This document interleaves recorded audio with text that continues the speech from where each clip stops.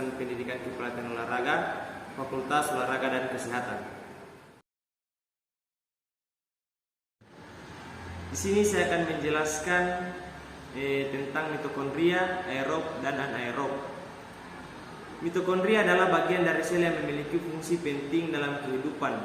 Mitokondria pertama kali diamati dan diisolasi dari sel pada tahun 1850 oleh Kolliker melalui pengamatannya pada jaringan ototelurik serangga. Ia menemukan adanya granula-granula yang dengan struktur yang bebas dan tidak berhubungan secara langsung dengan struktur internal sel. Mitokondria adalah salah satu organel yang ada di dalam sel yang berfungsi sebagai tempat berlangsungnya fungsi respirasi sel pada makhluk hidup. Selain fungsi seluler lainnya seperti metabolisme asam lemak, transduksi sinyal seluler, hemostasis kalsium, biosintesis pirimidina, dan penghasil ATP atau adenosina trifosfat atau energi pada lintasan katabolisme.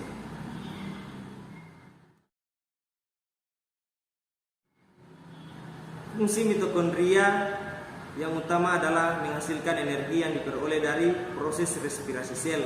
Namun mitokondria juga memiliki fungsi sebagai pengatur aktivitas metabolisme sel. Mitokondria sendiri banyak mengandung protein dan lipid. Fungsi mitokondria itu penting banget untuk sel karena sebagai tempat respirasi seluler, menghasilkan energi atau ATP dan molekul pembawa energi siap pakai. Komponen mitokondria. Struktur mitokondria terdiri dari 4 bagian utama, yaitu membran luar, membran dalam, ruang antar membran, dan matriks yang terletak di bagian dalam membran. Membran mitokondria mempunyai 2 lapisan membran, yaitu lapisan membran luar dan lapisan membran dalam. Lapisan membran dalam ada dalam bentuk lipatan-lipatan yang sering disebut dengan kristae. Di dalam mitokondria terdapat ruangan yang disebut matriks, di mana beberapa mineral dapat ditemukan. Pengertian aerob dan anaerob. Respirasi aerob adalah sebuah reaksi katabolisme yang memerlukan suasana aerobik dengan proses keberadaan oksigen atau O2. Sangat dibutuhkan yang menghasilkan energi dengan jumlah yang besar. Energi tersebut dikenal dengan kode ATP.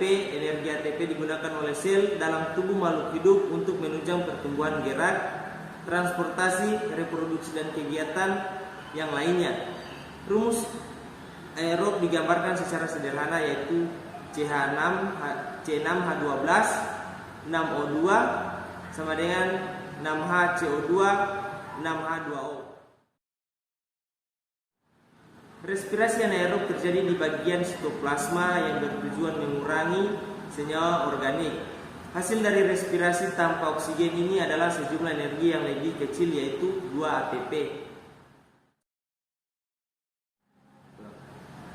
Contoh dari respirasi anaerob adalah salah satunya proses prefermentasi yang dibantu oleh mikroorganisme seperti bakteri dan jamur.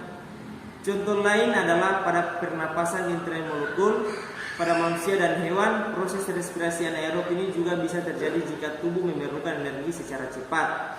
Respirasi anaerob dilakukan oleh mikroorganisme karena keadaan lingkungan yang tidak memungkinkan, misalnya belum memiliki sistem metabolisme yang kompleks.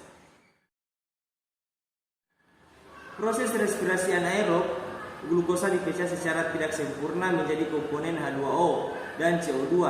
Di respirasi anaerob, hidrogen bergabung bersama sejumlah komponen, yaitu asam pirufat, asetaldehida yang selanjutnya membentuk asam laktat dan etanol.